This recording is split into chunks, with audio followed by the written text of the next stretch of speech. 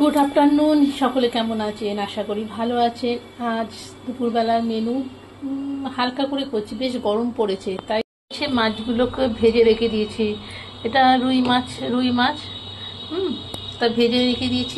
আর এদিকে কড়াতে একটা ঝোল বসিয়েছি। ঝোলটাতে রয়েছে আলু, ঝিঙে আগে কেটে নিলাম, তারপরে জিরে লঙ্কা ফোড়ন দিয়ে তাতে আলু আর ঝিঙেগুলোকে ভেজে নেব। ঝিঙেটা শরীরটা ঠান্ডা করে আর সহজ, খেতেও ভালো একটু, তাই দেখলাম ঝিঙে দিয়ে কি করি, এইভাবে রেসিপিটা বানাই।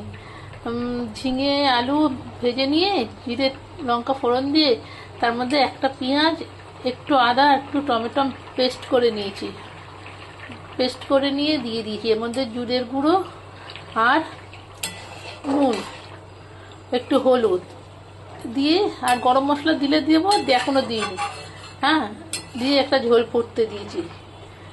ঝোলটা কিন্তু খেতে দুর্দান্ত, আর কাঁচা লঙ্কাটা দিয়ে রেখেছি, যদি লাগে তাই ফাটিয়ে দেবো। আলুটা দেখলাম সেদ্ধ হয়ে গেছে, কেটে দেখে নিলাম। এইবার মাছগুলোকে নামিয়ে দিই। মাছগুলোকে সব ওর মধ্যে ঝোলের মধ্যে দিয়ে দেবো। একটু মাছটা না হালকাই ভাজি, মাছ যেহেতু শক্ত করলে স্টিপ হয়ে যায়, সব বেশি ভাজলে স্টিপ হয়ে যায়, তাই একটু হালকা ভেজে নিয়ে এবার মাছের ঝোলের মধ্যে দিয়ে দিলাম।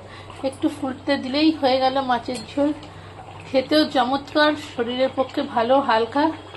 আর কারা কারা খেতে ভালোবাসেন এরকম ঝিঙে দিয়ে মাছের ঝোল? আসলে পটল দিয়েও করি, এক একদিন এক এক রকম করে দেখছি কিরকম লাগে খেতে। যাই হোক, এরকম করে করে খেয়ে দেখবেন, ভালো হয়। আর যদি দরকার পড়ে গরম মশলা গুঁড়ো একটু দিয়ে দেবেন। আমি রসুনটা দিই না, রসুনটা দিলে বেশি রিচ হয়ে যায়। এই মাছের ঝোলটা ফুটে উঠেছে।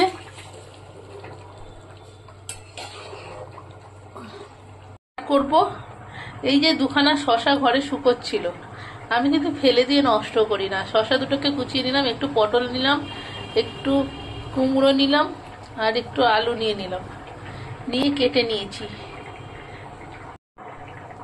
এগুলো নিয়ে নিয়েছি। এবার একটা সবজি বানিয়ে নেব। তাহলে আমার মাছের ঝোলটা হয়ে গেছে, নামিয়ে নিই। সকলে ভালো থাকুন, সুস্থ থাকুন। আবার পরে একটা ভিডিও দেবো রান্নার, সঙ্গে থাকুন।